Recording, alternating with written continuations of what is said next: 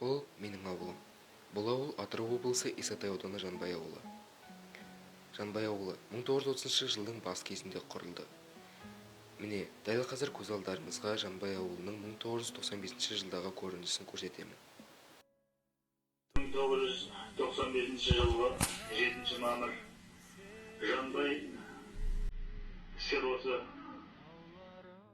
Қазіргі уақытта ауылымызда Хамидолла Нәубетов атындағы орта мектеп, мәдениет үйі, аурухана, дәріхана, балабақша және де халыққа арналған саябақ ашылды. Сонымен қатар ауылымызға 2020 жылдың жартысында 16 көшесіне 9,5 км жол төселді. Және ауылымызда Алланың үйі, жаңадан мешіт салынып жатыр.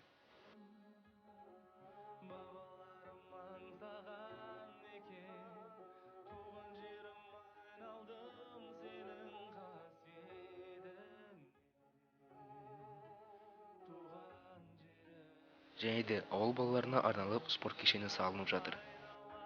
Бүгінгі күнде ауылымызда Жанбай балалар саз мектебі жұмыс жасауда. Сонымен қатар дзюдо, карате спорт секциялары бар.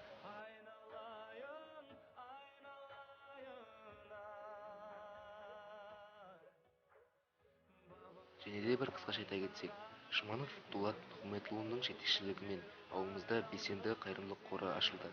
Бұл қор 2020 жылдың 8 қаңтарында құрылды.